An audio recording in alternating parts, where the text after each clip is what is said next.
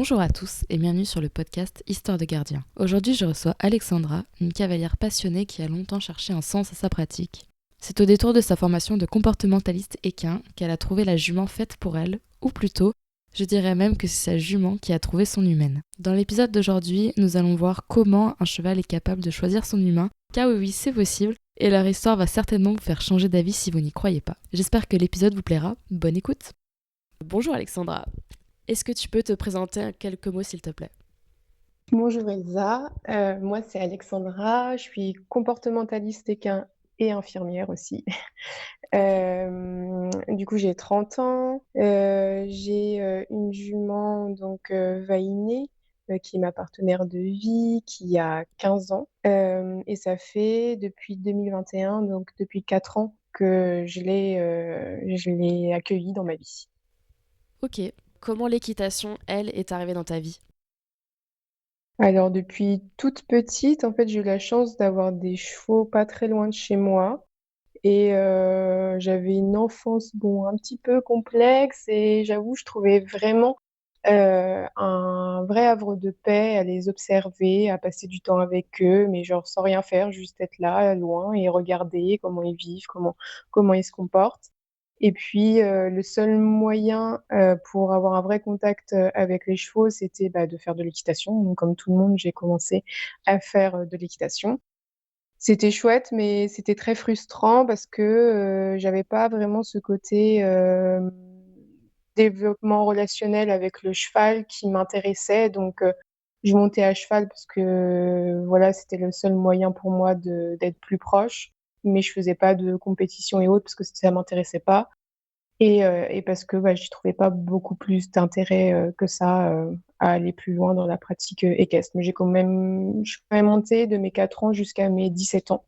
Et puis après, j'ai repris un petit peu et là, ça fait quand même quelques années que j'ai arrêté et je me suis vraiment essentiellement, centrée sur, la relation avec, le cheval et notamment la rééducation, de ma jument. Comment t'as trouvé la forme d'équitation qui te plaisait? Du coup, t'as appris une DP, t'as acheté ton cheval, qu'est-ce qui s'est passé? Bah, quand j'ai eu 17 ans, bah, on est plus libre déjà. J'ai fait mes études. Pendant mes études, j'ai quand même continué un peu à monter à cheval parce que vraiment le contact du cheval me manquait. Mais après, c'est quand j'ai été diplômée en tant qu'infirmière que j'ai eu mon premier poste, que là, du coup, j'avais les moyens financiers.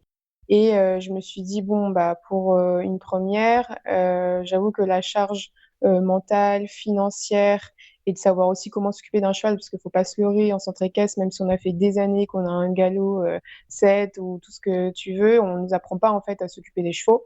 Donc je m'étais dit que le bon compromis, c'était d'avoir une DP pour bah, en fait essayer de m'initier à ça. Et surtout, j'avais vraiment envie là de développer une vraie relation avec un cheval. Et donc, pour moi, c'était vraiment une grande motivation de trouver une DP, un cheval que je m'occupe tout le temps pour commencer à vraiment développer une relation avec lui. Donc, j'ai commencé à faire mes recherches, j'ai trouvé une annonce Facebook. J'avoue, j'ai pas été très, très compliquée. C'était à 20 minutes, une demi-heure de chez moi. La propriétaire était plutôt cool. C'était un cheval, donc c'était Turzo, qui avait à l'époque, je crois, 9 ou 10 ans. C'était un pur sang. Et c'était un cheval très chouette, mais plutôt assez sensible. Donc j'ai commencé un petit peu à m'informer, à lire beaucoup de bouquins, à regarder pas mal de vidéos pour savoir en fait comment je pouvais développer une vraie relation avec le cheval. Donc j'ai découvert la méthode Pat Parelli, Andy Booth, et en fait j'ai tout essayé, mais avec lui ça fonctionnait pas. Dans le sens où quand on faisait du travail à pied, il était plus dans la défense, à se mettre debout, à pas vouloir, à pas être motivé, à être vraiment contre moi. Et moi je comprenais pas. J'essayais de demander à ma coach en disant mais pourquoi ça fonctionne pas, pourquoi ça marche pas, parce que quand on regarde les vidéos, qu'on lit les livres, ça a l'air hyper simple et là je comprends pas pourquoi il réagit comme ça. Donc du coup ça me frustrait et je me suis dit bon bah là il va falloir que je cherche autre chose. Et à côté de ça, ça faisait 3 ans que je travaillais aux urgences.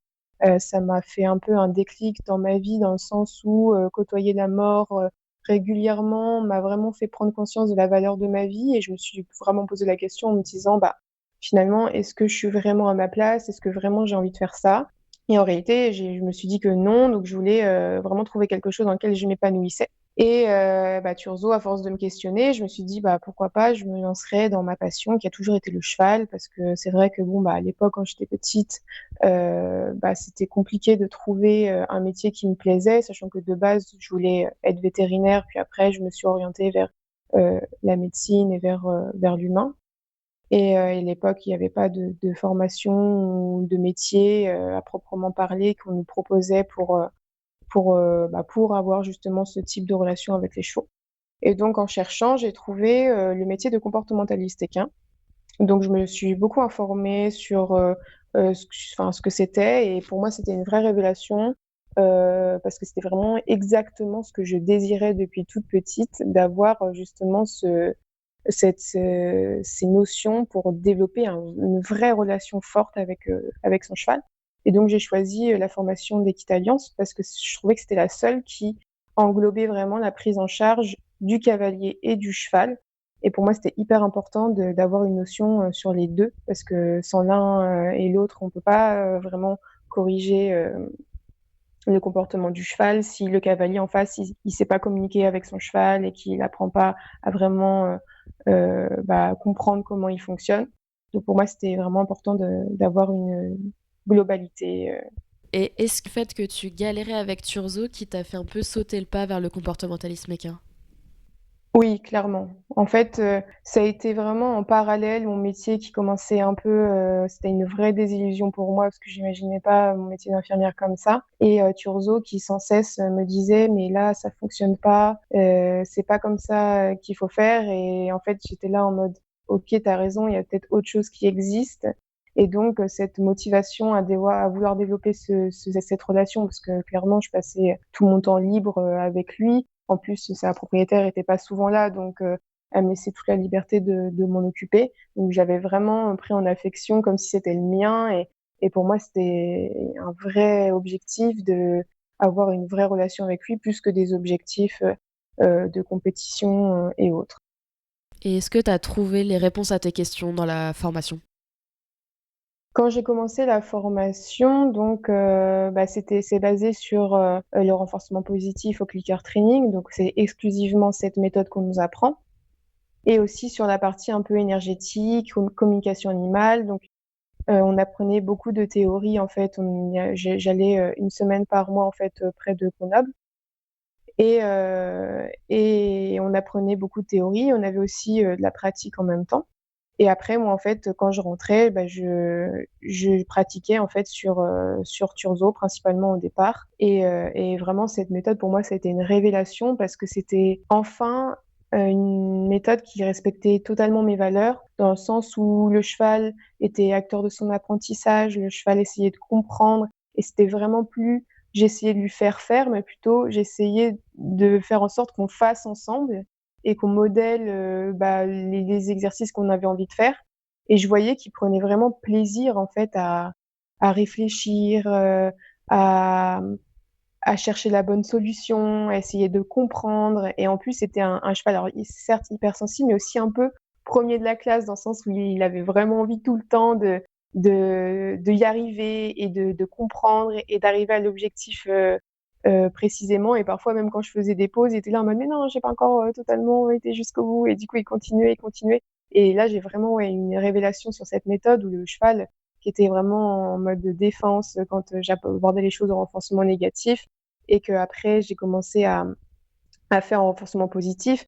J'avais vraiment un cheval connecté, motivé et je me souviens aussi, d'un moment, où je sais pas, on a juste joué ensemble et c'était comme si on faisait plus qu'un. Enfin, je courais, il galopait avec moi et on ne faisait rien, mais genre juste on jouait et c'était, je sais pas, comme une danse, comme, quelque chose de enfin vraiment j'ai vraiment vécu des moments magiques grâce à cette approche qui m'a permis en fait, de enfin arriver à mon objectif, de comprendre le cheval, de comprendre ses comportements, de savoir comment, faire équipe avec lui et que chacun trouve son compte et qu'on puisse, enfin, avoir la relation que tout le monde souhaite. Parce que je pense que les chevaux, c'est pareil, hein.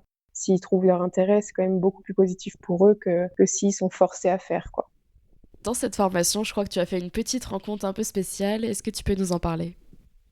Oui, c'est ça. Alors j'ai rencontré Vainé, c'est à ce moment-là. Vainé, c'est, comment dire? Elle est arrivée dans ma vie un peu comme un coup de foudre, j'ai envie de dire. Je m'en souviens, c'était la première semaine de formation. On avait 2 jours de pratique, en fin de semaine et je me souviens encore quand je suis arrivée, dans ce centre équestre, il y avait une petite ponette qui m'a directement interpellée. Je me suis dit: «Oh, elle est trop mignonne», et voilà, je me suis dit: «Bon, OK», et après, notre formatrice, Coralie, elle nous a, fait visiter le centre et elle nous a dit: «Voilà, il y aura, 10 chevaux, qu'on aura avec nous, donc chacun aura son propre cheval».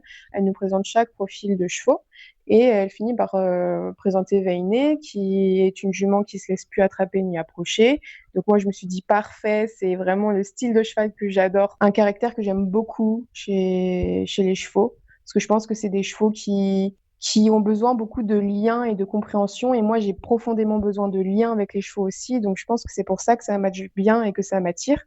Et ce qui était très drôle, quand elle nous a présenté chaque cheval, c'est que chacun avait trouvé son cheval, mais personne voulait le même. Du coup, chacun avait vraiment son cheval et disait: «Ah bah moi je veux lui, moi je veux lui, moi je veux lui». Il y avait même pas de discussion à dire: «Bah en fait, non, moi je veux le même que toi». Et du coup, c'était assez drôle. Enfin, franchement, c'était vraiment très drôle. Donc, j'ai commencé à aller chercher donc Vainé. Forcément, bah, la première fois, elle me connaissait pas, donc elle était quand même assez fuyante. Donc, tous ensemble, on s'y est mis, on a réussi à l'attraper. Et donc après, une fois que j'ai commencé à la travailler, je me souviens que sur le temps du midi, je me suis dit: «Tiens, je vais, m'occuper d'elle, passer du temps avec elle, aller la brosser, aller la gratouiller», enfin vraiment faire connaissance avec elle sans lui demander, grand-chose. Donc les 2 jours de formation se passent très bien, ça match très bien entre nous.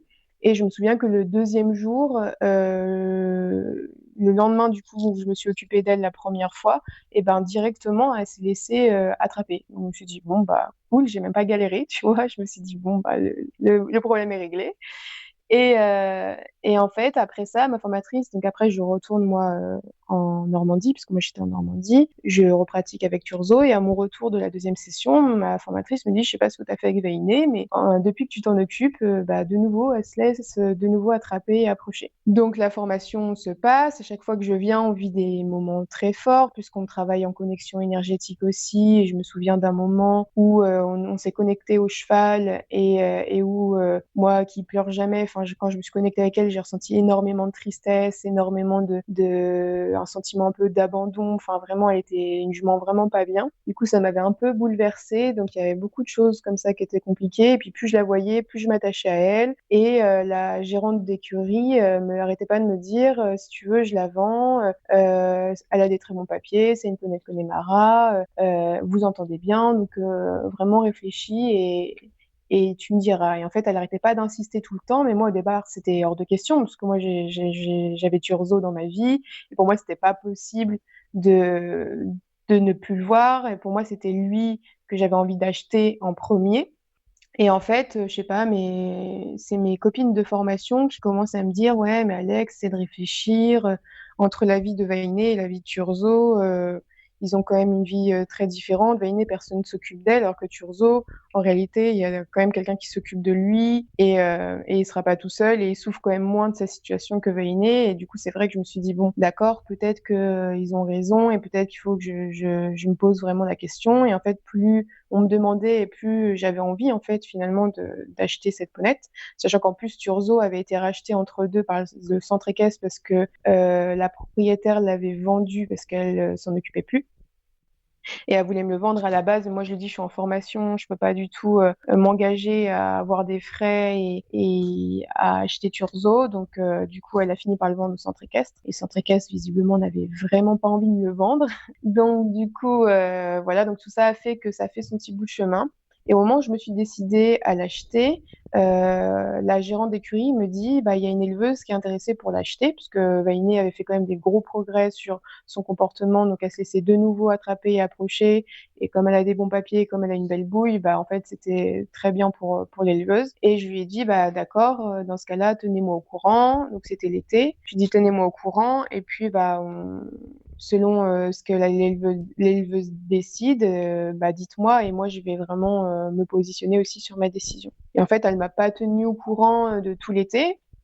Et je me souviens que pendant l'été, je me souviens encore comme si c'était hier, les images que j'avais, c'était qu'on était en train de faire monter Vainé dans un vent et qu'elle partait de l'écurie, qu'elle quittait l'écurie. Et c'était pendant l'été, j'ai rêvé de ça, je me souviens, je me suis réveillée le matin, je dis à mon copain, bah, je crois que Vainé, elle a été vendue et tout. Il me dit, mais non, mais tu dis n'importe quoi, c'est juste un rêve, c'est rien, nanani, nanana. Je dis, bon, bah, d'accord, ouais, en vrai, j'en sais rien, mais en tout cas, j'avais vraiment profondément le sentiment que c'était quand même passé quelque chose. Et quand je suis revenue en septembre, bah, d'habitude, je prends toujours Vainé, donc je dis, bon, bah, les chevaux disponibles, bon, bah, moi, je vais prendre Vainé. Elle dit, bah non, bah, du coup, Vainé était vendu. Donc, pour moi, c'était un choc vraiment assez brutal, puisque je m'étais vraiment préparée à l'acheter et j'étais vraiment très, très attachée à elle. Enfin, c'était vraiment, comme je te dis, un coup de foudre entre nous où direct on s'est compris, direct on avait une connexion, direct c'était, enfin vraiment c'était très particulier. Donc ça a été un vrai choc pour moi et je l'ai un peu mal pris forcément par rapport à la gérante. J'ai essayé du coup de savoir où est-ce qu'elle se situait, donc j'ai contacté l'éleveuse chez qui elle était arrivée pour bah, pouvoir lui dire au revoir, puisque bah, pour moi c'était important, et puis que je vois aussi si elle se sentait bien dans sa vie, puisque pour moi c'était aussi important de partir en paix avec ça et de me dire bon bah elle a une belle vie, donc ça ira pour elle et ça sera bien. Donc je suis allée voir l'éleveuse et puis je lui ai dit, du coup elle m'a dit bah oui vous pouvez aller lui dire au revoir. Donc quand je suis allée, bah, elle était un peu distante, en plus elle mangeait son foin, donc elle n'était pas trop en mode vraiment affective. Donc j'ai laissé tranquille, je lui ai juste dit au revoir, je lui ai parlé, je lui ai dit bon bah j'espère que tu te sentiras bien. Enfin voilà, je lui ai exprimé un peu tout ce que je ressentais. Et à l'éleveuse, je lui ai dit surtout si jamais ça ne fonctionne pas, n'hésitez pas à me rappeler, moi je serais toujours intéressée pour la racheter. Donc elle m'avait dit oui, mais sans conviction. Je voyais très bien qu'elle enfin, prenait ça un peu en mode je comprends pas pourquoi ça marcherait pas. Du coup, je laisse les mois passer. Moi, je continue à travailler beaucoup avec Turzo, avec aussi plein d'autres chevaux à côté pour pouvoir m'exercer sur différents profils, parce que je trouve la pratique qui apprend vraiment beaucoup plus, et les chevaux qui sont sans cesse en train de te questionner, et même quand tu as une méthode, ben, en fait, ils sont là tout le temps à te dire, mais non, faut aller plus loin. Donc, je commence à un peu travailler beaucoup de chevaux plus Turzo. J'ai toujours gardé de Turzo en demi-pension. Pour moi, c'était essentiel déjà pour la pratique de ma formation et surtout parce que je pouvais pas m'en détacher. Enfin, pour moi, c'était très compliqué de me détacher de lui. Je le considérais vraiment comme mon cheval et du coup, c'était très compliqué d'arrêter. Donc, c'était prévu dans mon budget. J'avais prévu Turzo, je continuais. Donc on continue à beaucoup évoluer, lui prenait de plus en plus de plaisir, mais il était quand même de plus en plus utilisé par le centre équestre, donc je voyais quand même mon cheval qui dépérissait un peu dans le sens où il commençait à être blessé un petit peu partout, il était encore moins motivé à cheval, du coup j'évitais de le monter parce qu'en fait je voyais qu'il prenait plus plaisir et le seul moment où il prenait plaisir, c'est quand je le mettais en liberté et qu'on travaillait à pied en fait. Donc finalement, j'ai même commencé à ne plus le monter parce que pour moi, c'était hyper compliqué de le voir pas motivé, sachant que bah on vivait des moments hyper complices et hyper joyeux et vraiment, je sais pas, où vraiment je sentais qu'il était vraiment avec moi quand on était à pied et pas du tout quand on était monté. Donc j'ai un peu arrêté la monte avec lui et continuer à lui offrir autant de plaisir à pied qu'il le souhaitait. Mais du coup, voilà, on a continué comme ça. Et donc, quelques mois plus tard, moi, Vainé m'était sorti la tête. Je m'étais dit, bon, j'étais en paix avec ça. Je lui avais dit au revoir. Elle a l'air d'avoir une belle vie. C'était un élevage familial. Donc, elle serait pas non plus une poulinière à faire des poulains sur demande tout le temps. Et à un moment donné, je reçois un message de l'éleveuse qui me dit bonjour Alexandra, Vainé va bien, mais elle se laisse de nouveau plus attraper ni approcher. Et je pense que du coup, la vie que j'ai envie de lui offrir ne lui conviendra pas. Est-ce que vous êtes intéressé toujours pour l'acheter? Donc là, c'est un peu bouleversé, mais bah, ma vie en me disant ok. Donc là, Vainé me refait signe en mode bah, en fait, ma vie me convient pas et je me suis dit je peux plus ignorer ces signaux de mal-être. Donc je me suis dit bon bah je vais finalement l'acheter. Je savais que Turzo, je pourrais pas l'acheter tout de suite, donc je m'étais dit c'est pas grave, au pire je le rachèterai quelques années plus tard quand le club sera décidé à me le vendre. Et donc, je commence à m'organiser pour pouvoir accueillir Vainé, savoir où la mettre, savoir comment aller la chercher, puisque bah, moi j'étais en Normandie, elle était à Grenoble, donc il y avait quand même 7 heures de route qui nous séparaient. Et puis je lui ai fait aussi, je lui ai organisé une visite vétérinaire pour que je puisse juste savoir à quoi m'attendre, s'il y avait quand même des soins à prévoir par rapport à son état physique et à son état de santé. Donc je prévois le rendez-vous vétérinaire une fois que je suis en formation pour être à côté. Donc je prends rendez-vous, j'arrive un peu en retard parce que bah, j'étais en cours, donc du coup je suis arrivée juste après. Et il y avait la vétérinaire qui commençait déjà à faire les tests avec Vainé, donc tout s'est à peu près très bien déroulé. Et à la fin, l'éleveuse me dit c'est fou parce que en fait, dès lors que, enfin, quand Vainé a vu le vétérinaire, elle était toute stressée, pas bien, elle bougeait tout le temps, enfin, c'était très compliqué. Et elle m'a dit, dès lors que vous avez mis un pied chez moi, la jument, elle s'est genre apaisée et elle s'est posée, et là, tout s'est passé nickel. Du coup, je me suis dit, waouh, enfin, c'est un truc de fou, quoi. Je me suis dit, ah bon? Et tout. Elle me dit, oui, elle me dit, je vous assure, qu'en 20 ans de temps, en 20 ans de carrière dans l'élevage, j'ai jamais vu ça, quoi. Et je me suis dit, ah oui, je dis, bon, on a vraiment une vraie connexion. C'est pas que moi qui me dis dans ma tête, c'est ma ponette et c'est magique ce que je vis avec elle. Et je me rappelle qu'à ce moment-là, elle, pourtant, qui est pas très câline de base et pas très câlin pendant très longtemps, parce qu'elle aime avoir quand même son espace vital, elle s'est posée dans mes bras et là, je commençais à lui raconter, la prochaine fois que je viendrai, ce sera pour venir te chercher, puis je te mettrai dans ce prix-là, tu auras tel et tel copain, et puis je te promets de t'offrir la vie que tu souhaites et ne pas t'obliger à faire des choses que tu n'as pas envie de faire. Et, enfin bref, je lui expliquais toute sa vie, et elle était là à poser sa tête et à fermer les yeux, et j'ai même une photo de ce moment-là qui est juste incroyable, et où elle s'apaise, du jour elle est en mode « Ah enfin, on me comprend, enfin je vais avoir la vie que j'ai envie d'avoir », enfin vraiment un sentiment d'apaisement très profond. Donc, la visite véto se termine, je repars. Et donc, je dis à l'éleveuse, bah, je viendrai là, j'aimerais bien que vous la gardiez jusqu'à la fin de ma formation, parce que bah, moi, financièrement, bah, c'est compliqué de payer les déplacements pour aller à Grenoble en formation, puis payer la jument. Donc, je lui ai dit, j'aimerais bien que vous la gardiez jusqu'à janvier, jusqu'à la fin de ma formation, et après, moi, je la récupère. Donc, elle m'avait dit, oui, pas de souci, il n'y a pas de problème, je vous la garde. Donc, elle est restée peut-être 2-3 mois de plus chez l'éleveuse. Et donc, je m'organise, c'était pendant le confinement en plus, pour louer un camion. Donc, j'ai décidé de louer un camion 2 jours pour pouvoir l'entraîner à monter dans le camion, parce qu'en fait, je savais pas trop où est-ce qu'elle en était par rapport à ça. Donc, je me suis dit, il faut que je prenne le temps. Donc, j'arrive la veille, en plein hiver, à la montagne. Donc, il fait très froid, il fait nuit très vite. Et j'arrive l'après-midi, et donc, j'essaie de monter Vainé dans le camion.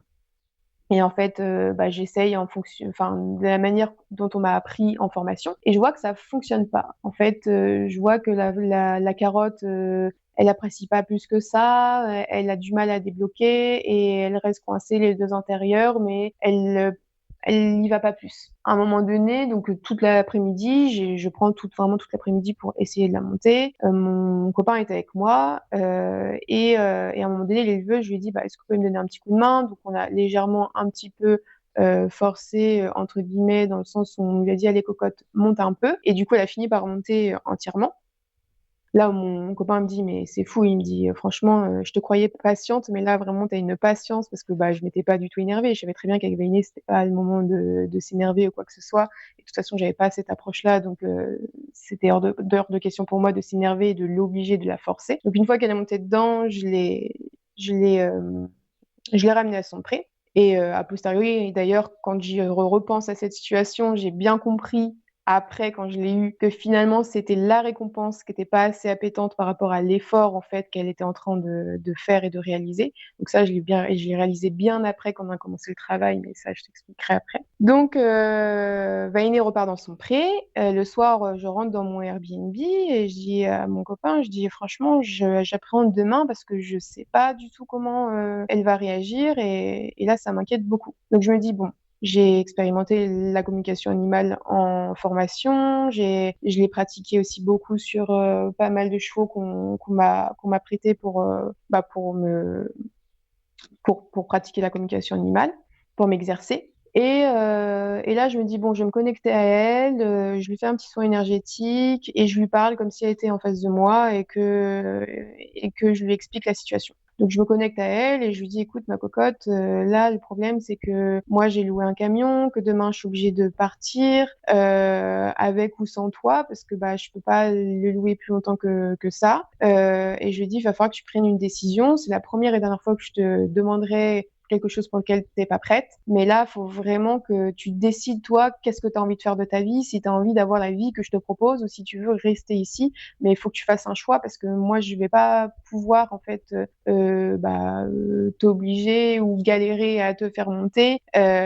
Si ça fonctionne pas, je partirai sans toi. Donc, je lui explique tout ça et je vais me coucher, mais bon, ça me stresse un peu. Le lendemain matin, je viens à la première heure à 7 heures du matin, autant dire qu'il fait nuit, très froid à la montagne en plein mois de janvier. Et en plus, l'éleveuse m'avait dit je pouvais pas la mettre en box parce que comment dire, il y avait déjà d'autres chevaux dedans, donc pour me faciliter la vie, elle m'a dit je peux pas. Donc, j'ai dit ok, pas de problème. Et donc mon copain, je me rappelle, me dit mais en fait tu l'as tellement saoulé hier, c'est sûr la jument elle reviendra pas quoi. Donc là je rentre dans le pré, il fait tout nuit, tout noir, et là je suis là en mode bon bah j'espère qu'elle va venir. Et en fait elle m'attendait, et elle était là devant moi, genre je sais pas, j'ai attendu même pas 30 secondes et la jument était face à moi en mode c'est bon, maintenant on y va quoi. Et donc, je la prends avec moi. Au début, je voulais la brosser, lui mettre les protecteurs de transport, enfin, prendre toutes les précautions. Et en fait, elle m'a dit non, mais là, c'est mort, enfin, me touche pas, j'ai pas envie. Et je dis, ok, bon, bah, pas de souci, on va oublier ça. Je vais transporter un poney boueux et c'est pas grave. Et donc là, j'ai commencé à la monter. Et en fait, en une demi-heure, top chrono, elle était montée et je l'ai absolument pas forcée. J'ai fait exactement ce que j'ai fait la veille. Et après, elle a pas du tout bougé pendant 7 heures de temps. Donc, du coup, vraiment, la jument extra. Et quand on est arrivé au niveau de son pré, comme je lui avais déjà tout expliqué, je sais pas, elle est arrivée et c'était un peu comme une impression, genre, ça y est, je suis enfin arrivée chez moi. Enfin, c'était vraiment enfin, c'est difficile de te dire, mais c'était vraiment cette sensation que j'ai ressentie en mode, ça y est, je suis arrivée chez moi. Et pour une jument qui est normalement hyper stressée de base et qui a un peu peur de tout, elle était vraiment en mode je suis soulagée, je suis arrivée et j'arrive je vais dans mon pré, je vais me rouler et je fais ma vie quoi. Avec les autres chevaux qui étaient avec, c'était des particuliers parce qu'elle n'a pas fait comme les autres chevaux, tu vois, où ils se sentent et où ils font connaissance. Vainé, même quand je l'ai connue, quand elle était dans son pré, elle était très en retrait du groupe tout le temps.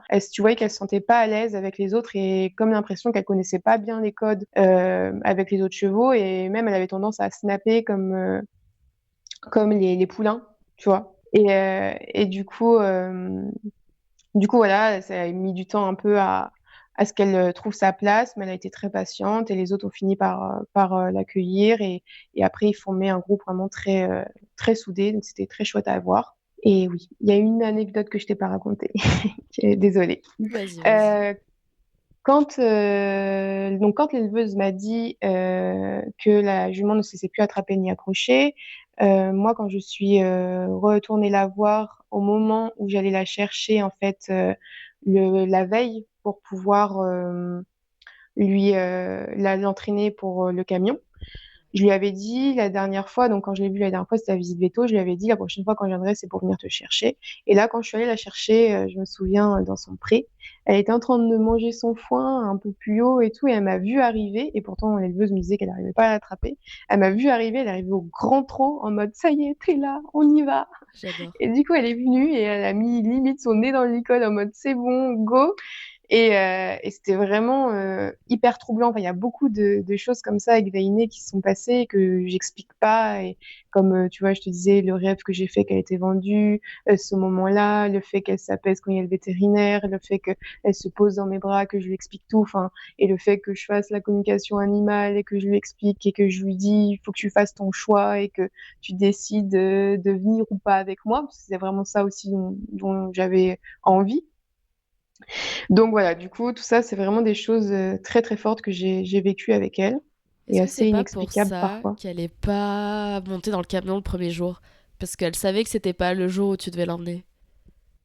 Peut-être qu'il y a de ça, peut-être que moi je pense qu'il y avait aussi ce souci où c'était quand même un gros effort pour elle et que vraiment, en fait, quand j'ai commencé sa rééducation, j'ai bien vu que tout lui prenait beaucoup d'efforts et qu'en fait la seule récompense qui la boostait à passer au-delà de cet effort, c'était que les granulés et pas les carottes. En fait, j'ai compris qu'elle n'aimait pas les carottes ni les pommes. Donc, en fait, elle a fini par l'apprécier au fur et à mesure. Et du coup, bah, la récompense n'était pas du tout à la hauteur, en fait, de ce que je lui demandais. Et donc, ça marchait pas. Et je sais que avec l'éleveuse, on a essayé de la débloquer, on avait pris un seau de granulés. Et là, le seau à granulés, ça l'avait vraiment motivée. Donc, je pense que c'est un mélange des deux. Ouais, peut-être qu'elle a senti que c'était pas le moment de partir. Elle s'est dit, oh là là, il faut que je monte là-dedans. Et peut-être aussi, et je pense certainement, parce que ce que je lui demandais, c'était beaucoup trop compliqué, qu'elle était forcément pas prête, en fait, à me donner ça, puisque pour elle, c'était hyper complexe. Ok. Et du coup, maintenant tu l'as ramené près de chez toi. Voilà, Quelle donc est la différence de vie entre avoir Turzo en demi-pension et avoir Vainé? alors, la différence de vie dans le sens ma vie avec eux. Ouais, dans le sens travailler avec Vainé et travailler avec Turzo. Est-ce que t'as encore Turzo à ce moment-là? Alors, à ce moment-là, j'ai toujours gardé Turzo. Turzo est toujours là. Je me suis arrangée pour que Veiné me coûte le moins possible, où je l'ai mis dans un prêt d'une personne que je connaissais via une de mes clientes que j'avais eue. Donc, le prêt, je le payais pas, ce qui me permettait en fait de continuer à payer la demi-pension avec Turzo. Avec Turzo, plus j'y allais, plus ça me frustrait, puisque je voyais en fait que lui, il commençait un peu à dépérir dans son côté cheval de club. Je sais pas, à chaque fois que j'y allais, je voyais qu'il était pas bien. Un coup, il avait une blessure ici, un coup, il avait une blessure là, un coup. Enfin, vraiment, ça commençait à me frustrer et je commençais à être un peu en conflit avec la gérante de la structure parce que bah, moi, me tuait le cœur de le voir comme ça. Donc, je continuais quand même avec lui, à lui offrir le plus de plaisir que je pouvais, des balades, du travail à pied, tout ce qu'il appréciait. Je me suis dit, bah, en tout cas, c'est mieux que rien, quoi. S'il trouve du plaisir avec moi 2 fois la semaine, bah, c'est très bien. Et lui, bah, en fait, la différence, c'est qu'avec lui, c'était quand même, enfin, j'avais déjà fait un gros travail. C'était pas un cheval non plus. Il était sensible, mais il n'avait pas vraiment de gros problèmes de comportement. Donc, c'était quand même plus facile pour moi. Alors que Vainé, en fait, quand je l'ai accueilli, pourtant c'était une ponette de club, juste lui prendre les pieds, au début, ça me prenait 1 heure à lui curer les pieds. Et là, je me suis dit, OK, je m'attendais pas à ça, parce que moi, pour moi, je me suis dit, une ponette de club, bah, elle a des bases quand même. Donc pourquoi? Et en fait, je pense que la différence flagrante, c'était que moi, j'abordais tout en liberté avec elle. Et je me souviens que quand je lui prenais les pieds, j'avais cette impression de je te donne mes pieds, je te donne ma vie. C'était un peu parce c'est une jument qui est très sur le qui-vive et qui a besoin de sentir qu'elle peut fuir à chaque moment s'il y a besoin. Donc lui prendre un pied, c'est lui prendre sa sécurité et c'est lui demander toute sa confiance pour que je puisse lui faire les soins. Mais elle, pendant ce temps-là, elle se sent bloquée et et ça la rassure pas parce qu'elle se dit s'il y a quelque chose, je pourrais pas fuir.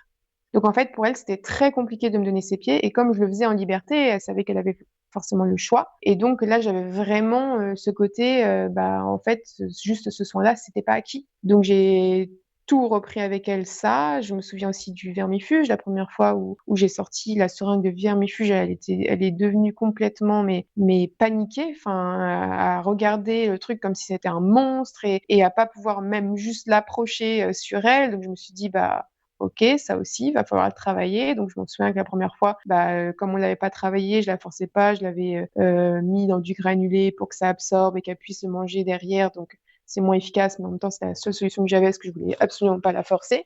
Elle mettait aussi pas du tout un pied dehors.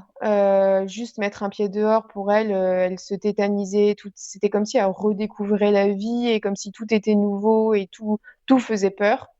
Donc, mon objectif, c'était d'aller je crois que c'était à 500 mètres, même pas, peut-être 300 mètres. Au bout, il y avait un grand pré avec de l'herbe. Donc, mon objectif, c'était d'aller là-bas pour qu'elle se rende compte que quand on sort, c'est pour qu'elle ait du plaisir. Donc, au début, on faisait que quelques pas dehors et puis peu à peu, on a été jusque là-bas, jusqu'au jour, en fait, ça s'est débloqué tout seul avec tout le travail que je faisais à côté sur notre relation, sur tout ce qu'on abordait ensemble. Et on a fini par débloquer ça et faire 10 kilomètres à pied de balade et puis avoir une jument au fur et à mesure à qui je fais confiance et que je laisse en liberté finalement dehors sans avoir forcément de, de contrôle dans le sens où je la laissais parce que je disais je te fais confiance mais je la contrôlais pas.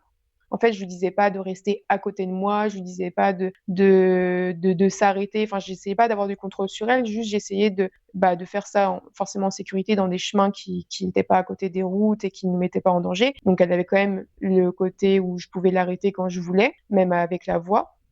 Mais c'était vraiment un vrai partage toutes les deux où en fait, on était bien, elle était libre, j'étais libre et c'était vraiment dans ces moments-là où on avait toutes les deux notre liberté que je me sentais réellement bien avec elle. Donc à chaque fois, j'essayais tout le temps de la mettre en liberté, que ce soit à l'extérieur ou quand on faisait des choses ensemble. Donc voilà, du coup, j'ai repris toute son éducation. Est-ce que tu t'attendais à ce genre de difficultés avec elle?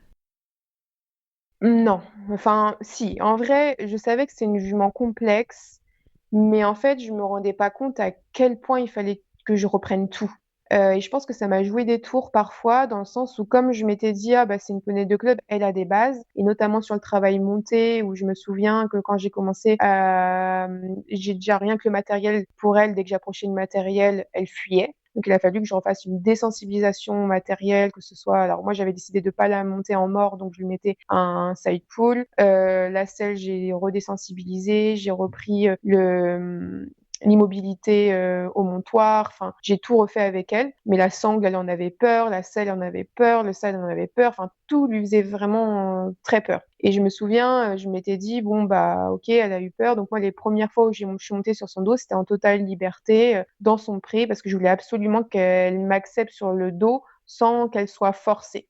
Donc, les premières fois où je suis montée sur son dos, c'était accru, en liberté, sans licol, sans rien. Moi, juste ma bombe et juste récompenser qu'elle fasse bien et elle m'acceptait peu à peu sur son dos. Et après, une fois que le matériel était OK, j'ai commencé à vouloir la monter et plus d'une fois je suis tombée parce qu'en fait au moindre bruit sur son dos elle paniquait, elle partait et elle avait des réactions très fortes de fuite. Et je me souviens la première fois où je suis tombée quand j'étais sur elle, elle est partie en vrille comme elle faisait d'habitude et là elle me regarde de loin en mode oula, j'ai fait une bêtise, qu'est-ce qui va m'arriver, en mode comme si les autres fois que ça lui arrivait enfin, elle se prenait, je sais pas, on l'a violentée ou quoi, mais elle m'a regardée en mode qu'est-ce que tu vas me faire? Et je lui dis mais en fait, cocotte, je vais rien te faire du tout. Si ça n'a pas fonctionné, c'est parce que je suis allée trop vite et c'est ok, je l'ai compris, il n'y a pas de souci et il va rien se passer. Donc je l'ai repris calmement parce que du coup, elle était un peu plus dans la fuite à ce moment-là parce qu'elle avait peur de ce que ça pouvait engendrer derrière. Je l'ai rassurée, je l'ai caressée, je lui ai dit que tout allait bien et que ça allait. Et puis après, on a repris petit à petit. Et ça m'a joué des tours en mode où je pense qu'à ce moment-là, j'ai un peu sauté des étapes parce que je m'étais dit que de toute façon, c'est une planète de club, du coup, elle connaissait. Mais en fait, pas du tout. Absolument pas. Et aussi parce que je pense que, je sais pas, je pourrais pas dire littéralement qu'elle a été violentée, mais en tout cas, dans son point de vue à elle, elle a vécu des moments qui étaient très violents pour elle. Je pourrais pas dire on l'a maltraitée à proprement parler, mais de son point de vue à elle, tout était violent. Et notamment tout ce qui était soin. Et parfois, il suffisait d'un tout petit truc, un petit objet ou une petite situation qui revenait et qui la faisait partir en vrille, hein, la faisait partir en vrille en fait. Notamment une fois, je me souviens, ma pareuse qui la voyait déjà depuis un an, qui était venue pour lui parer les pieds. Et donc je l'ai pris et je me suis dit bon allez cocotte on y va, il y a la pareuse. Et là la pareuse ce jour-là elle avait mis un tablier alors qu'elle n'en avait jamais mis avant. Et elle, Vainé, a fait l'association tablier plus matériel pour faire les pieds est égal, ça va être traumatisant, je m'en vais. Et en fait, c'est comme si ça lui avait fait tilt dans sa tête, ça l'avait réveillé un traumatisme, elle m'a arraché la longe, elle est partie à l'autre bout. Et là, je me suis dit, mais qu'est-ce qui se passe? Donc, je regarde ma pareuse, je dis, ah, bah, je crois que la chose qui change et je crois que la chose qui pose problème, là, c'est ton tablier. Est-ce que tu peux, s'il te plaît, l'enlever? Je vais la rechercher et on revient. Et on est revenu et là, la jument était calme, posée et elle a rien fait. À la fin, tout s'est bien passé. À la fin, je lui dis, bah, est-ce que tu peux remettre le tablier? Donc, elle a remis le tablier, la Vaïné a senti, a regardé et après, c'était OK.